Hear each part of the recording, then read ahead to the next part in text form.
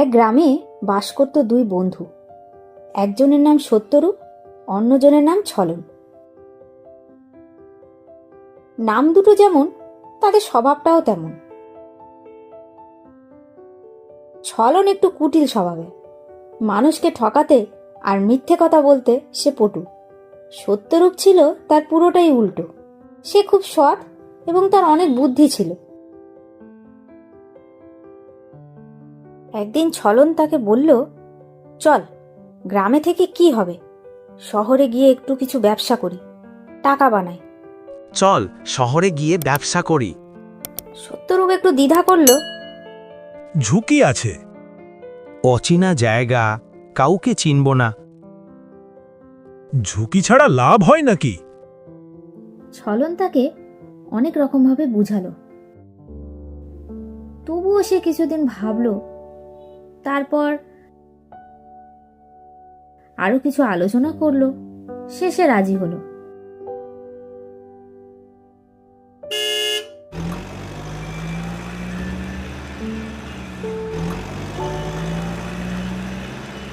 মফস্বল এলাকা, গ্রাম থেকে বেশি দূরে নয় শহরটা, ছোটখাটো একটা শহর। তারা বেশ কিছুদিন সেখানে কাজকর্ম করলো। দুজনেই সমান কষ্ট করে বেশ টাকা জমালো।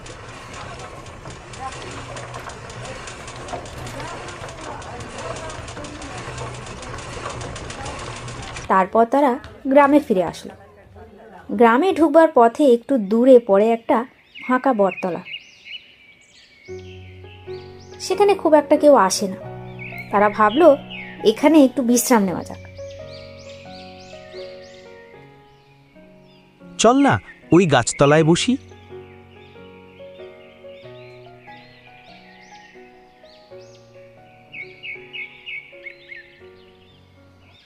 আরে ছলা, কি ভাবছিস এত?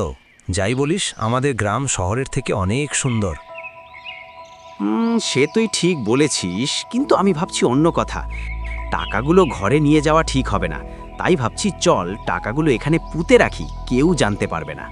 সত্যরূপ একটু দ্বিধাবোধ করলো, কিন্তু ছলন তাকে বিশ্বাস দিল। তখন সে রাজি হয়ে গেল। ব্যাস, যেমন ভাবনা তেমন কাজ। দুটো হাঁড়ি জোগাড় হলো। তারপর তাতে টাকা রেখে মাটির তলায় পুঁতে রাখলো এবং গ্রামের দিকে রওনা দিল।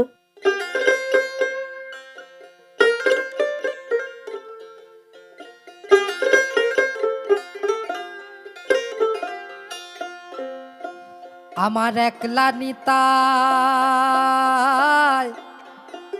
একলা নিতাই, একলা নিতাই, একলা নিতাই, হরি নামে দিয়ে জগৎ মাতালে আমার, আমার একলা নিতাই।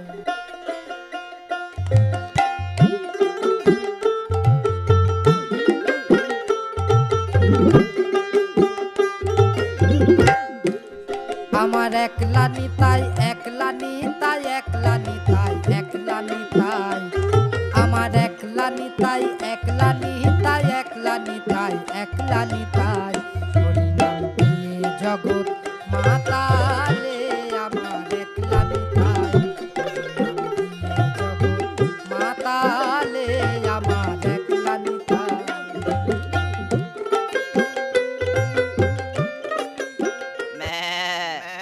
এরপর কিছুদিন ভালোই কাটলো। এর মধ্যেই ছলন কতগুলো ছাগল কিনেছে, একটা জমিও কিনেছে। একদিন সত্যরূপের বউ বলল, আমাদের একটা গরু কিনলে কেমন হয় গো? পরের দিন সে ছলনের বাড়ি গেল এবং বলল, বলছি আমার কিছু টাকার দরকার, চল না কিছু টাকা নিয়ে আসি। হ্যাঁ চল, আমারও দরকার। বটতলায় পৌঁছে তাদের তো মাথায় এই হাত। কি হলো? সব টাকা কোথায় গেল? মাটি খুঁড়ে দেখলো সেখানে একটাও হাঁড়ি নেই। এই দেখে দুজনে শুরু করলো তুমুল ঝগড়া। অনেক চিৎকার চেঁচামেচি হওয়ার পর দুজনের বিশ্বাস হারিয়ে গেল। তারা প্রধানের কাছে ছুটল। দুজনের মধ্যে এত ঝামেলা কেন করছিস? নিবারণদা, এই ছলা আমার সব টাকা চুরি করেছে। আরে কি হয়েছে কি সেটা তোকে বল। না, ও মিথ্যে বলছে, ওই সব টাকা নিয়েছে। এটা কখনোই সম্ভব নয়, ও মিথ্যে বলছে। আর কত নিচে নামবি ছলা? একজনই সাক্ষী আছে, ওই বট গাছ।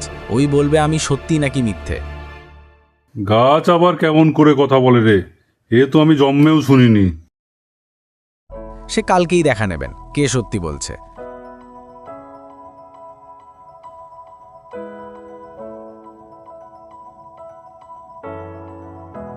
তারপর ছলন তার বন্ধুকে ভুল প্রমাণ করতে ফোন দিয়ে আটল। সে তার বাবাকে সব কথা বলল।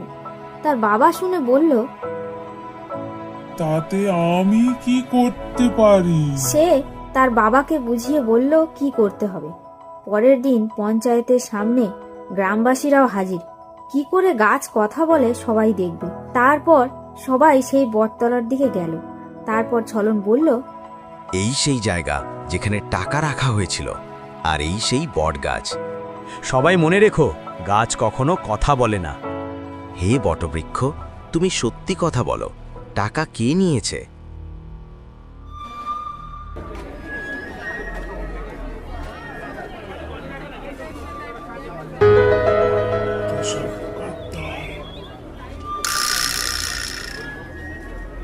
ছলন ঠিকই বলেছে, টাকা সত্যরূপী চুরি করেছে। দেখেছো তো সবাই, আমি সত্যি বলেছিলাম। এটা কখনোই সম্ভব নয়, ও মিথ্যে বলছে। এটা কখনো হতে পারে না, আমি এক্ষুনি দেখছি। এই বলে সত্যরূপ এগিয়ে গেল।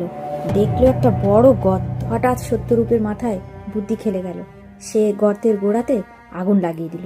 এটা কখনোই সম্ভব নয়, ও মিথ্যে বলছে। আর ওরে কত বাবা, নিচে নামবি ছলা? পুড়ে গেল রে! আমাকে ক্ষমা করুন, টাকা আমার ছেলে চলনই নিয়েছে। চলন, এত বড় বিশ্বাসঘাতকতা করলি, তোকে আর এই গ্রামে রাখা যাবে না। সব টাকা ফেরত দিবি শত্রুপকে, আর গ্রাম ছেড়ে বেরিয়ে যাবি আজকেই। নে, সব টাকা এতে আছে, গুনে নিস, পারলে আমাকে ক্ষমা করিস। বিশ্বাস ভাঙা চুরির থেকেও বড় অপরাধ। কিন্তু তবুও সত্যরূপ ছলনকে ক্ষমা করে দেয় ছলা, এবং তার বন্ধুকে গ্রাম ছেড়ে যেতে মানা করে। কোথায় যাবি? নিজের গ্রাম, নিজের ঘর ছেড়ে? তুই নিজের ভুল বুঝেছিস আর কি। আমার নিতাই যদি একবার ডাকলে নিতাই গৌর বলে, নিতাই যদি যদি মনে করে